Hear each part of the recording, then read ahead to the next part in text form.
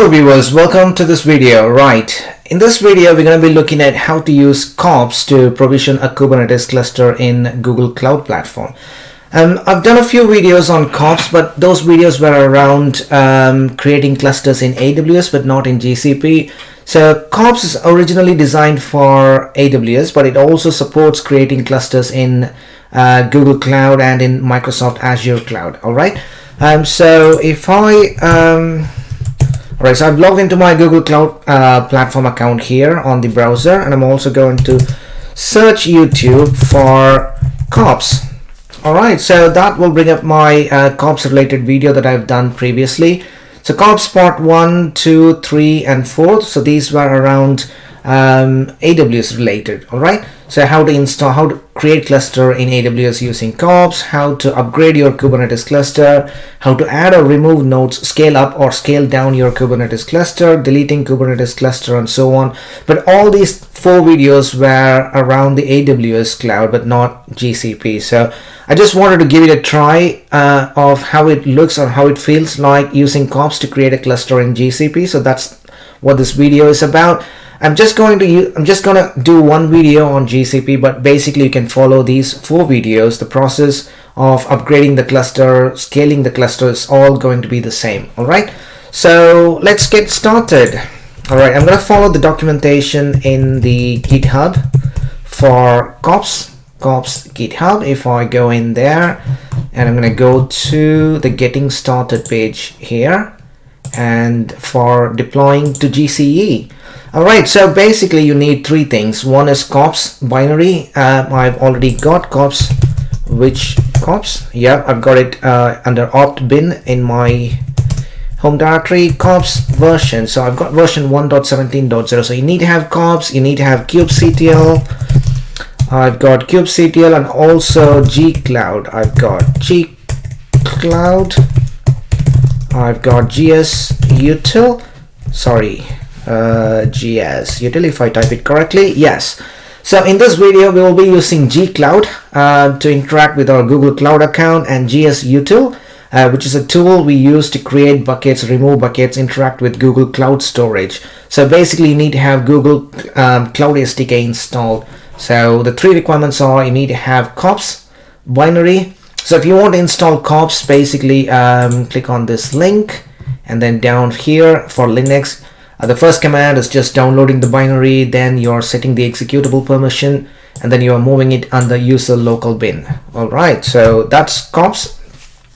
And similarly you can download kubectl, move it to user local bin, set the executable permission, and finally install Google Cloud SDK. So if you want to know how to install Google Cloud SDK in Linux, I've done a couple of videos on that. Again, I'm searching in YouTube for just me GCloud CLI.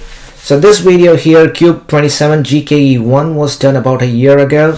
So in this video I've explained how to use GCloud CLI, how to download, how to install GCloud CLI. But if you want something recent, I've also got another series for Google Cloud Platform that's going on recently, and GCP 4 is the one you might want to watch, installing Google Cloud SDK. If you've got multiple Google Cloud accounts, you can also follow this video here, GCP 5, using GCloud CLI with multiple accounts. Basically, if I show you here, GCloud configurations list, I've got multiple. I've got 2 accounts, just me test and just me main.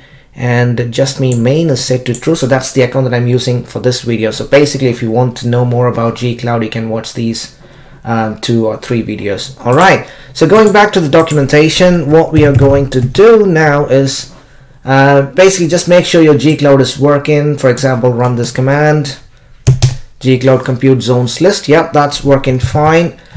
And you also need to run this command, GCloud auth application default login, which I already done. Basically this gives access to whatever library or script that you use. It gives access to your Google Cloud account. Alright, so I've already done that command. So when you run that command, it will open up a web page in your web browser and then ask you to sign into your Google Cloud account to create the credentials, the default credentials, and then it will store that credentials locally in your in the machine where you're running KOPS. Alright, so make sure, don't forget to run this command, GCloud auth application default login.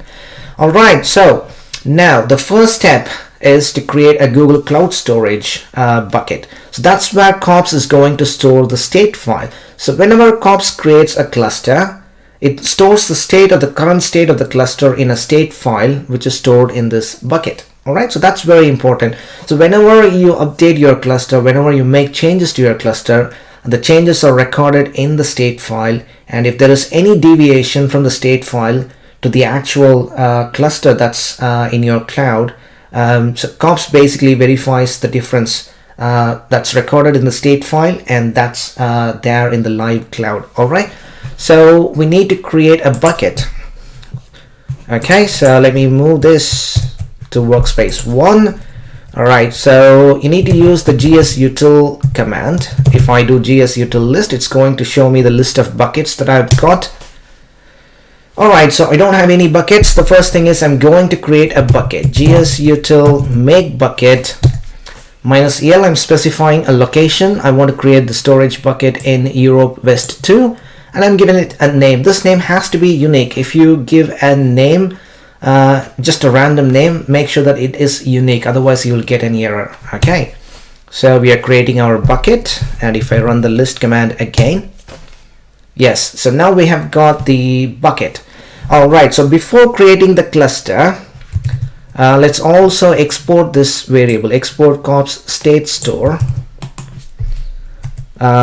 equals the bucket that we just created, because we need to pass this value for every single KOPS command.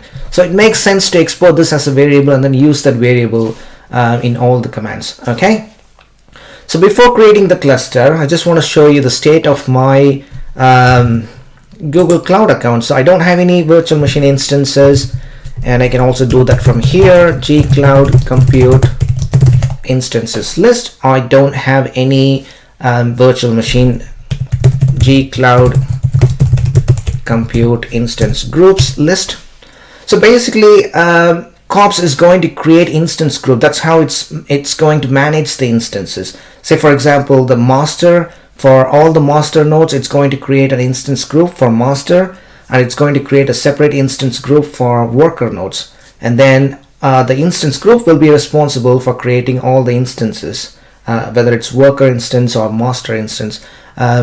We will see all that while the cluster is getting created. All right, one other thing I wanted to show you is I'm going to use the default option for the KOPS cluster, which means it's going to create a new VPC. All right, so let me show you what VPC I've got at the moment. Okay, so I've got two VPC, VPC1 and VPC2. GCloud compute networks subnets list. So I've got 3 subnets, 2 in VPC1 and 1 in VPC2. All right, so I've got 2 VPCs and 3 subnets, 2 subnets in one VPC and another subnet in VPC2. Maybe it's easier for me to show it here. So if I scroll down to VPC network, yep, as I showed you from the command line, these two. So I've got 2 VPC. When I created my Google Cloud account, the first thing I did was I just deleted the default VPC and all the subnets that came with it.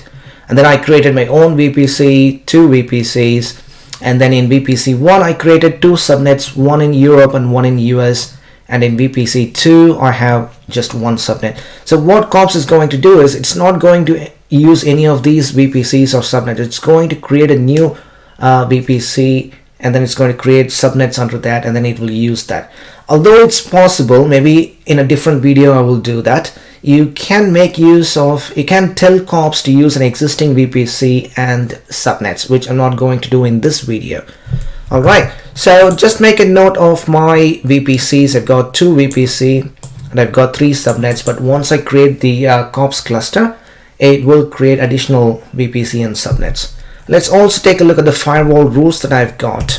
GCloud compute firewall rules list. Okay, so all I've got is just 2 firewall rules, 1 per VPC. If you look under the network section, so 1 firewall rule for VPC1 and 1 for VPC2. Basically, I'm allowing all SSH traffic to all the instances in these VPC. Okay, and KOPS is also going to create firewall rules as required. All right, so now let's go back to the documentation, and what we're going to do is we're going to set a couple of variables. Project. Okay, so we are setting the project where we want to deploy our cluster, and if I just do this command here, you will see basically we are selecting the project where we want to deploy the Kubernetes cluster. All right, so just me main, so that's the project, and you can also do GCloud info. That gives you information about your current account. So that's my current account, and that's the current project I am in, just me main. So we've exported that as a variable. If I do project just me main, and we also need to set this variable because originally KOPS is designed to be used for AWS, but now we are trying to use it for Google Cloud Engine, Compute Engine. We need to set this flag, export KOPS feature flags equals alpha allow GCE. All right, so now we are good to create our Kubernetes cluster. The command is KOPS create cluster. Give it a name of the cluster, zone. You got to specify zones. You can specify multiple zones. If you specify multiple zone, one master will be created for each zone. So now I'm just specifying one zone, so it's going to just create me one master node, and by default if you don't specify any count for the worker nodes, it's going to deploy 2 worker nodes. All right, and minus state, we've already exported the state as a variable, and the project which we exported already, so that's all it's needed. And when I hit enter, it's not actually going to create the cluster, but it's going to create the cluster configuration, and there is one more step required to actually create the cluster. Okay, if you scroll back and look at the output, it's going to tell you what resources it's going to actually deploy. So you can see here, we'll create resources, address, disk, firewall rule, instance group, instance template, and few certificate key pairs, YAML files, secrets, and so on.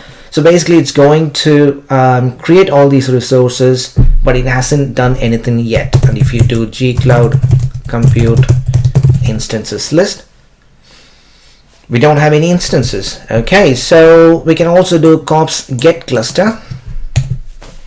Yep, we've got that cluster, but we haven't deployed that yet. All right, so the command is here, KOPS update cluster, and the name of the cluster -yes. You need to pass -yes option. So this is when it's actually going to create the cluster. It might take about 5 to 10 minutes, so I'm going to pause the video and come back when the cluster has been created. So yeah, all right, so the KOPS create cluster command completed, but it hasn't actually completed creating the cluster. So it has just triggered the creation of the cluster, and it says cluster is starting. It should be ready in few minutes. It will take about 7 to 8 minutes, but you can always use this command, KOPS validate cluster. The moment cluster is actually getting created, it's not complete yet, but this command, the command to create cluster, will just return in about 30 seconds to about a minute, it will take about 7 to 8 minutes to actually create the cluster. You can use this command, KOPS validate cluster, to actually see when the cluster is ready. All right, so let's run that command. As you can see here, connection refused because it's not ready yet, and we can't just keep running this command. So I'm going to pause the video again and come back in about 10 minutes and then run this command, KOPS validate cluster, and that should give us the cluster. All right. All right, so let's check that now. KOPS validate cluster, it should be ready now. I haven't actually looked at the time. It's roughly about 7 to 8 minutes. Now you can see here the cluster is ready. We've got one master node and 2 worker nodes. That's what you get by default. And the instance group, so there's 2 instance group, one for master and one for node. The master instance group minimum is set to 1, maximum is set to 1. And for worker nodes instance group, minimum is 2, maximum is 2, although you can change those parameters. So I haven't used any. If you look at my KOPS create cluster, I haven't specified any extra options other than specifying the zones. So this one is mandatory state project, but other than zones I haven't specified anything. So what I would suggest you to do is you can change anything, the number of nodes you want, the number of master nodes you want, the number of worker nodes you want, the machine type for master nodes, the machine type for worker nodes, which VPC, which subnets, and so on. All those things you can configure while creating the cluster. So KOPS create cluster -- help, and look at the options specified here. For example, master size, the machine type, master size, and you've got also the worker size, node size, node size, node count, master count, subnets, VPC, zones, and everything. So basically you can configure anything, any options you want. I will advise you to have a play with it, but I have used just the default options here. Okay, so our Kubernetes cluster is ready now. Let's take a look. So when you run the KOPS create cluster command, it would have copied the kube config file. So under your kube, under your home directory, under .kube, you will have the config. All right, so it has automatically copied the Kubernetes configuration file. Now we can do kubectl cluster info. Cool. So we've got our cluster, kubectl get nodes. Yep, we've got 3 nodes, kubectl get nodes -o wide. All right, okay, and if you look, there's one thing that I want to mention. If you look the Kubernetes master, the API server is actually running at this IP address 34.105.161.46, which is none of these IP address. Basically, we would expect the IP address, the API server IP address, to be the IP address of the master node. So if you look, so this is the master node, and its IP address is this one, but that's clearly different to what we have here as the API server IP address. So that's because it's not the IP address of the master, it's the IP address of the load balancer. Because using KOPS, you can add more master nodes. Even with just one master node, the traffic doesn't go directly to the API server in the master node. It goes through a load balancer in order to facilitate adding multiple master nodes at a later stage. Okay, so if I go to my Google Cloud account here and go to network services, load balancing. Okay, there we go. So that's the load balancer API simple K8 is local, and if I click on that one, if you look the IP address here, 34.105.161.46. 161.46. There you go. So that's the IP address of the load balancer. All right, so that's the IP address of the load balancer and not the master server. So if you want, you can add more master nodes and more worker nodes. So I would advise you to look at one of these ones, which is actually this one, scaling Kubernetes cluster. Basically, it involves editing the KOPS validate cluster, editing the instance group. That's it. So we've got 2 instance group. You just have to edit this instance group to add or remove worker nodes. Similarly, you can also edit this instance group to add more master nodes or remove master nodes. So basically, go ahead and follow this video here, scaling Kubernetes cluster. All right, so what else should I show you? Right, let's take a look at these commands here. GCloud compute instances list. All right, so now we have 1 master node and 2 worker nodes, and if I go in here and look at VM instances, yes, we have 1 master node, 2 worker nodes, and you can also look at the instance groups list. We should have 2 instance groups, 1 for the master, 1 for the worker nodes, and we've got the number of instances in each of these instance group. And the GCloud compute networks list. Okay, so when we started, I showed you that I had only these 2 networks, VPC1 and VPC2, but KOPS has created its own cluster, its own VPC. So that's the default VPC that it has created for us. And if I do GCloud compute networks subnets list, Look at that. So it has created a subnet for each region. Because the subnet mode is auto, it has created a default VPC and it has created a subnet mode of auto, which means it's going to create a subnet in each of the available region. So when I created my VPC, I chose the subnet mode to be custom so that I can specify the subnet where I want to create. I only wanted subnets in a couple of the regions. I don't want to create subnets in all the regions, although it's not going to cost you anything. I didn't want to clutter my Google Cloud account.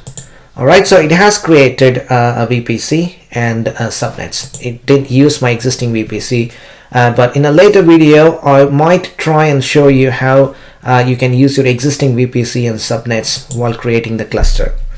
Okay, let's take a look at the firewall rule. GCloud compute firewall rules list. Right, so when we started we had just these two firewall rules. So now you see a bunch of other firewall rules, all these, and you can see here SSH external to node. We can SSH to the node provided we've generated the SSH key, and we can SSH to the master node.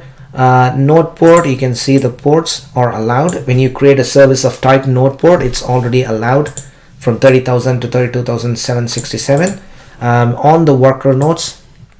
And node to node communication, node to master, master to node, master to master, and that's the API server on port 443. So it has created all the firewall rules that we need. Okay, kubectl version, let's check the version that it has deployed for us. Okay, so server version is version 1.17.6, client version, that's my kubectl version. Okay, right, I want to tear this cluster down, so now I need to run kops delete cluster, give it the name of the cluster that you want to delete, and then -- yes for the confirmation. It will delete all the resources, and then once it has deleted all the resources, let's go ahead and verify if it has left out anything that we need to delete. Okay, so kops delete cluster, yes. Okay, so the list of resources that it's going to delete: address, disk, all the firewall rules that it has created, the 3 instance, 2 instance group, instance template, the DNS routes, target pool, everything. Okay, so I'm going to give it a couple minutes to completely destroy my cluster, and then let's go ahead and verify if there's anything left behind. Alright, so the command completed, the cluster should be gone now. Kops get cluster. Yeah, no clusters found, we don't have any clusters. Let's take a look at our account, GCloud compute instances list.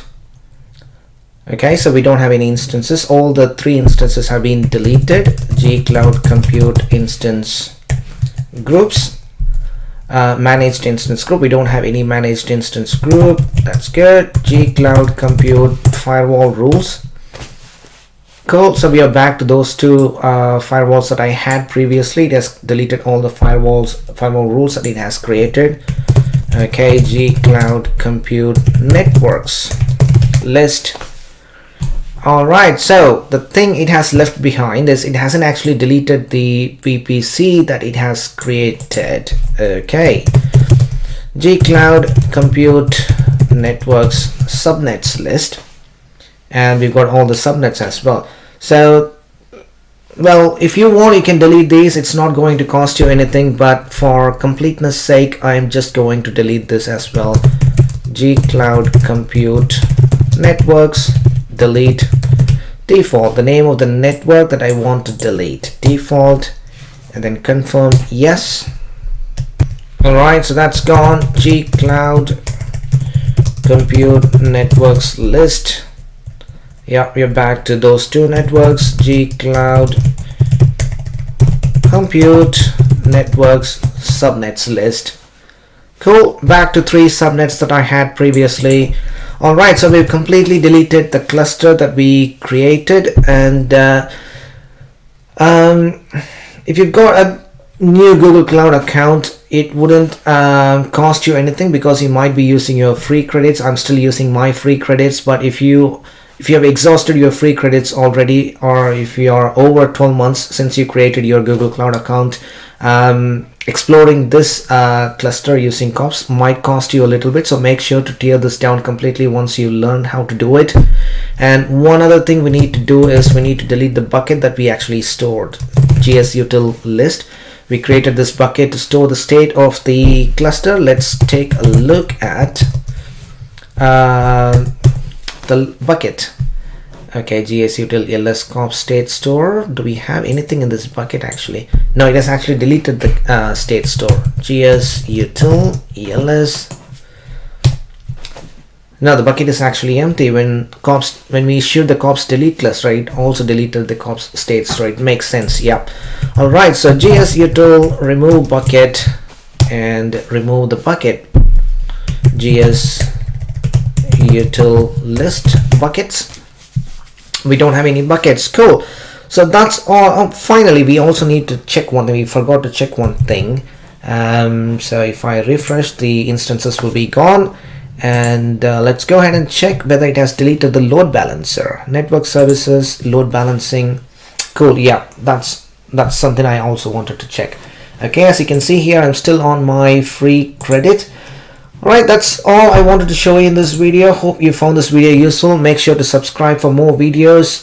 Please give this a try, and if you've got any questions, let me know in the comment section. I'll be happy to help, and I will see you all in my next video. Bye bye.